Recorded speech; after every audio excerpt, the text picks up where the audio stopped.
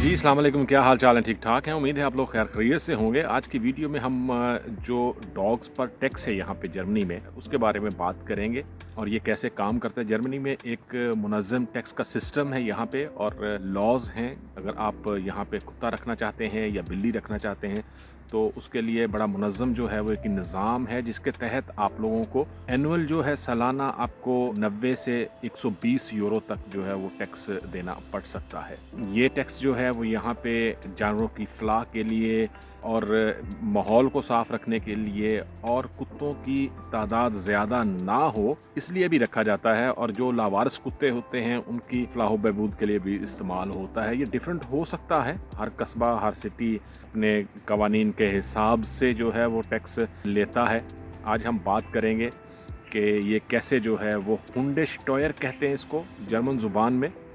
ये हुंडेस्टॉयर कैसे जो है वो वर्क करता है और किस तरह जो है वो आपको पे करना पड़ सकता है।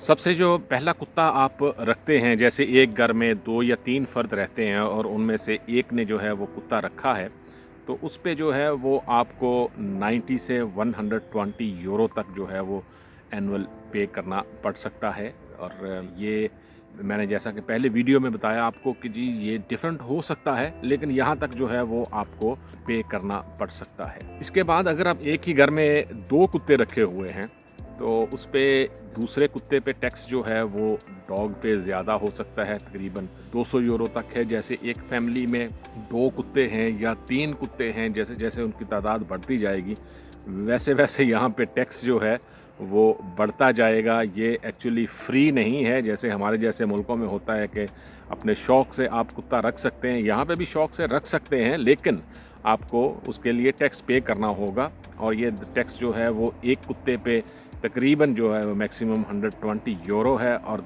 2 अगर कुत्ते हैं तो 200 यूरो है। और ये अगर कुत्तों की तादाद ज़्यादा हो गई घर में, तो ये टैक्स जो है वो ज़्यादा भी हो सकता है।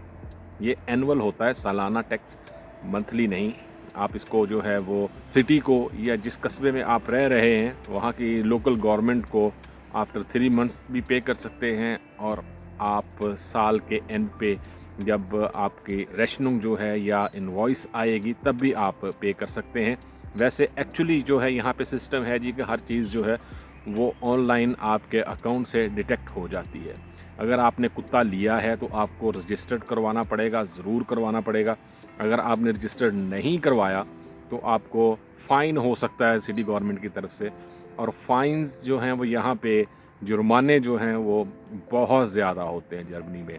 आप अगर एक बार इस चक्कर में फँस गए, जुर्मानों के चक्कर में, तो फिर निकलना बहुत मुश्किल होता है। चाहे वो ट्रैफ़िक का फ़ाइन है, चाहे वो वेस्ट कलेक्शन का फ़ाइन है या कुत्तों का फ़ाइन है, आपको इस बारे में बहुत एहतियात करनी चाहिए अगर आपकी फ़ैमिली में या आप लोग कोई कुत्ता रखना चाहते हैं यहाँ पे।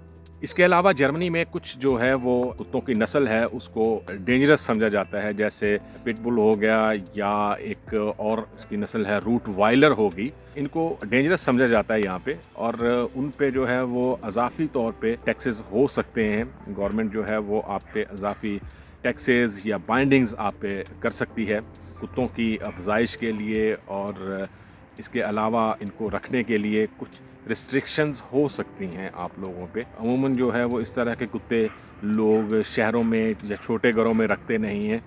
वो लोग जो कस्बों में रहते हैं या दूर दराज जगह पे रहते हैं जहाँ पे बहुत ज़्यादा आना जाना होता नहीं है लोगों का, तो वहाँ पे इस तरह के या इस नस्ल के कुत्ते जो हैं वो लोग रखते हैं। इसके अलावा कुछ ख़ास नस्ल के ट्रेंड कुत्ते होते हैं जो यहाँ पे ब्लाइंड लोग हैं उनको रास्ता दिखाने के लिए उनके गले में एक स्पेशल किस्म का पट्टा होता है जिस पे निशान बने होते हैं। वो कुत्ते जो हैं वो टैक्स से मुस्तस्ना होते हैं, उन पे कोई टैक्स नहीं होता, क्योंकि वो ब्लाइंड लोग जो होते हैं वो एक्चुअली ट्रेंड कुत्ते होते हैं जो ब्लाइंड पीपल हैं उनको रास्ता दिखाते हैं, ट्रैफिक में लेके जाते हैं। तो ऐसे कुत्तों पे कोई टैक्स वगैरह नहीं होता यहाँ पे। इसके अलावा जो कैट्स हैं, कैट्स जो हैं वो कम डेंजरस समझी जाती हैं यहाँ पे, और वो ये लोग समझते हैं कि ज़्यादा जो है वो गंद नहीं फैलाती, तो उन पे कोई टैक्स नहीं होता। आमतौर पे ये देखा जाता है जी कि ये कैट्स जो हैं वो किस नस्ल की हैं, और ये जो बंदा कैट रख रहा है या जिसके पास है वो उसको संभाल सकता है या नहीं। इसके अलावा यहाँ पे डॉग्स और कैट्स के अलग से फूड मिलते हैं मार्केट में, सुपर मार्केट में। आप कहीं भी चले जाएं, आपको अलहदा से एक पोर्शन नज़र आएगा जहाँ पे आप उनके फूड खरीद सकते हैं, और वो स्पेशल फूड ही जो है वो यहाँ पे इस्तेमाल होता है कुत्तों के लिए और बिल्लियों के लिए। इसके अलावा यहाँ पे लोग जो हैं, जो वर्किंग क्लास है, जैसे हस्बैंड वाइफ जो है वो, उन्होंने एक कुत्ता रखा हुआ है या 2 कुत्ते रखे हुए हैं और वो दोनों जॉब्स पे जाते हैं, तो उनकी केयर के लिए या उनको दोपहर में बाहर ले जाने के लिए या खाना देने के लिए यहाँ पे बहुत सारे लोग हैं जो अपनी सर्विसेज जो है वो देते हैं और उसके लिए चार्ज करते हैं। ये चार्ज जो है वो डिफरेंट हो सकता है। यहाँ पे लोग जो हैं वो इस तरह भी अर्निंग करते हैं कि जो वर्किंग क्लास के लोग हैं वो दिन में ड्यूटी पे चले जाते हैं और दोपहर में या शाम में अगर वो लेट आते हैं तो उनके कुत्तों को संभालने के लिए या उनको खुराक देने के लिए यहाँ पे लोग सर्विसेज देते हैं, और ये काफ़ी एक्सपेंसिव हो सकता है।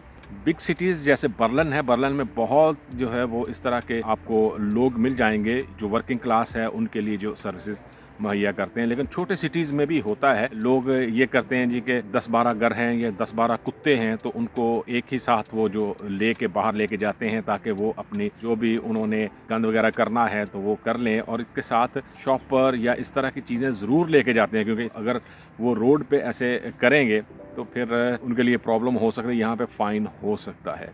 ये तो एक छोटी सी वीडियो थी, मैंने सोचा कि आपको बताया जाए कि यहाँ पे ये जो डॉग्स रखते हैं या बिल्लियाँ रखते हैं उन पे भी टैक्स है और उनकी रजिस्ट्रेशन बहुत ज़रूरी है। रजिस्ट्रेशन के बिना आप यहाँ पे डॉग या बिल्ली नहीं रख सकते। किसी भी सिटी में हैं आप, किसी भी कस्बे में हैं, इसकी रजिस्ट्रेशन बहुत ज़रूरी है। इससे जो है वो इनकी आबादी जो है वो एक्चुअली कंट्रोल होती है और गवर्नमेंट को ये पता होता है जी कि मुल्क में कितने जो है वो डॉग्स हैं, कितनी बिल्लियां हैं। उम्मीद है ये वीडियो आपको पसंद आएगी। वो लोग जो कुत्तों का शौक़ रखते हैं पाकिस्तान में, इंडिया में, बांग्लादेश में या अफ़गानिस्तान में, तो अगर ये वीडियो पसंद आए तो प्लीज़ हमारे चैनल को सब्सक्राइब करें और मिलते हैं किसी और वीडियो में। अल्लाह हाफ़िज़।